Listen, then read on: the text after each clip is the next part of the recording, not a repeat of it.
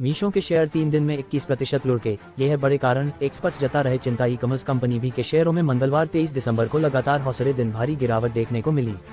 Company के share कारोबार के दौरान 8% से ज्यादा टूटकर 185.34 रुपये के स्तर तक आ गए। पिछले 3 दिनों में कंपनी के शेयरों में 21% से भी अधिक की गिरावट आ चुकी है। इसके साथ ही कंपनी का मार्केट कैप घटकर 85,000 करोड़ रुपए से नीचे आ गया है। ई कॉमर्स कंपनी मीशो के शेयरों में मंगलवार 23 दिसंबर को लगातार तीसरे दिन भारी गिरावट देखने को मिली।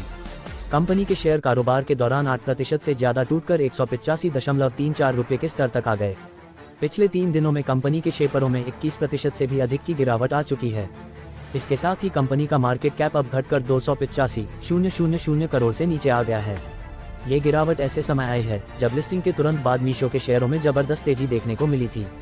मीशो के शेयर ने महज 4 दिनों में करीब 65% की छलांग लगाई थी। लेकिन अब शेयर में मुनाफा वसूली के साथ वैल्यूएशन से जुड़ी चिंताएं जोर पकड़ती दिख रही हैं। क्यों गिर रहे मीशो के शेयर? मार्केट एक्सपर्ट्स के मुताबिक मीशो के शेयरों में गिरावट का बड़ा कारण उसके शेयरों में लिस्टिंग के बाद आया बम्पर उछाल है। लिस्टिंग के बाद जिस तेजी से शेयर ऊपर गया, उसने कम समय में ही इसके वैल्यूएशन को काफी महंगा बना दिया।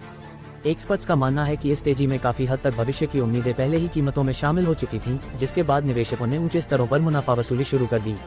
वैल्यूएशन और प्रॉफिटेबिलिटी बनी बड़ी चिंता।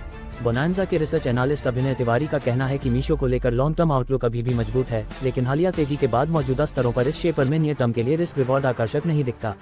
उनका कहना है कि कंपनी की ग्रोथ स्टोरी दमदार है। ऊंची कीमतों पर खरीदारी करते समय हम इसके एग्जीक्यूशन रिस्क के साथ यह भी ध्यान देना होगा कि कंपनी अभी भी नुकसान से बाहर नहीं आई है। उन्होंने कहा कि इसके आईपीओ को मिले भारी सब्सक्रिप्शन और लिस्टिंग के बाद की तेज उछाल ये संकेत देती है कि उम्मीदें फिलहाल फंडामेंटल से आगे निकल गई हैं। ऐसे में बेहतर रिस्क रिवॉर्ड के लिए निवेशकों को और आकर्षक कीमत का इंतजार करना चाहिए। टारगेट प्राइस से आगे निकल चुका था। Share business head Harshal Dasani का कहना है कि मीशो की हालिया रैली ने शेयर को कई ब्रोकरेज हाउस के टारगेट प्राइस से काफी ऊपर पहुंचा दिया था। इससे ये साफ होता है कि इससे जुड़े पॉजिटिव ट्रिगर्स का एक बड़ा हिस्सा पहले ही कीमतों में शामिल हो चुका था। उनके मुताबिक कंपनी अभी भी टिकाऊ मुनाफा बनाने वाली कंपनी बनने की प्रक्रिया में है। इस समय निवेशकों का भरोसा अधिकतर लॉन्ग टर्म अवसरों पर टिका है, न कि निकट भविष्य की कमाई की स्पष्टता पर। हर्षल दासानी का मानना है कि लिस्टिंग के बाद संस्थागत निवेशकों की भागीदारी मीशो को विश्वसनीयता जरूर देती है, लेकिन मौजूदा वैल्यूएशन को बनाए रखने के लिए कंपनी को यूनिट इकोनॉमिक्स, ऑपरेटिंग लीवरेज और प्रतिस्पर्धा प्रबंधन के मोर्चे पर ठोस नतीजे दिखाने होंगे। उनका कहना है कि बड़े कंज्यूमर या टेक प्लेटफॉर्मर्स की तुलना में मीशो अभी भी पब्लिक मार्केट में अपनी साख साबित करने की प्रक्रिया में है, जहां तिमाही नतीजे और पारदर्शिता बेहद अहम होते हैं।